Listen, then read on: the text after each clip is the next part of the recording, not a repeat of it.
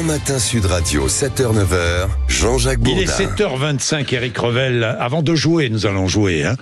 Soyez bien à l'écoute. Vous restez là. Nous écoutons Eric. Oui. Lettre envoyée par les ambassades des États-Unis. Oui. Pas qu'en France, en Europe aussi. Oui, partout. en Espagne, en Italie. En Espagne, en Italie. Une lettre met en garde des entreprises qui adopteraient des politiques de diversité. Elles pourraient être sanctionnées par les États-Unis. Oui, alors c'est assez curieux et c'est pas très clair. C'est toujours un peu à la sauce de l'administration Trump. C'est je tape fort avec un marteau et ensuite je regarde si vous avez mal. Oui. Il s'agirait donc d'interdire aux groupes français qui travaillent aux États-Unis ou qui travaillent pour le gouvernement, c'est pas très clair, de renoncer à toute politique de diversité, inclusion des genres, égalité hommes-femmes, sous peine de ne plus pouvoir travailler aux États-Unis. Alors Trump, par décret, vous vous en souvenez, Jean-Jacques, a renversé la table dans son pays, devant tous les abus aussi, du wokisme et du règne des minorités sexuelles ou ethniques qui obligeait les entreprises américaines à préférer l'embauche de ces minorités sous forme de quotas. Alors c'était plus la compétence, les diplômes qui entraînaient l'embauche dans ces entreprises américaines, mais l'appartenance à une communauté. Bon, Trump a décidé avec violence de renverser la table, mais l'imposer à d'autres pays, comme au nôtre, c'est une véritable atteinte à notre souveraineté et à nos lois. Par exemple, surtout de se l'égalité battre contre l'équité salariale entre les hommes et les femmes. Est-ce qu'il vise l'équité homme-femme alors qu'il a réaffirmé qu'avec deux genres, hommes et femmes, ou est-ce qu'il vise l'intégralité des abus du wokisme? C'est une question parce que nous, par exemple, on a un arsenal de lois. Mais il y a eu des abus du wokisme. L'égalité homme-femme, par exemple, c'est la loi Copé-Zimmermann qui oblige les entreprises de plus de 250 salariés, je crois, ou du SBF 250 à avoir des femmes dans leur conseil d'administration. Est-ce qu'on va revenir sur nos lois parce que Trump nous y oblige? C'est quand même dingue, si vous me permettez. Oui, c'est une atteinte à notre souveraineté, ça.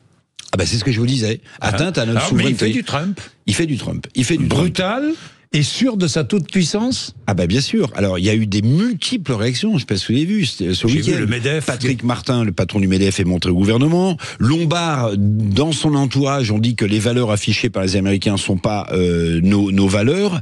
Il y a énormément de réactions. Il a étendu, ces lettres ont été reçues, vous l'avez dit, Jean-Jacques, par d'autres pays européens. Donc, Trump est brutal, comme d'habitude.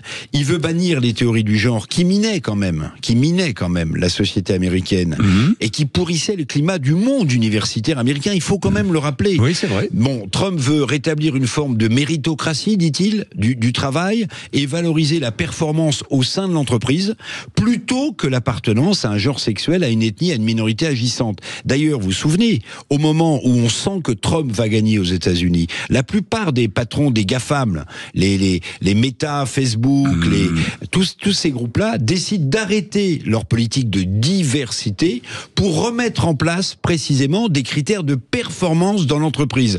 Ça, on peut en discuter. C'est à mon avis pas contestable.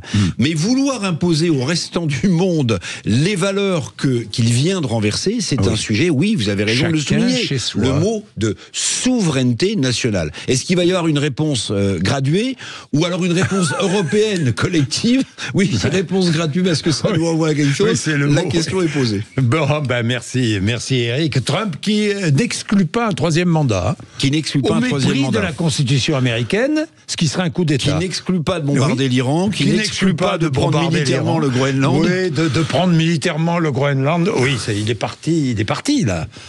Il est parti. Bon, je sais pas où il va arriver. Je sais pas où, mais il est parti.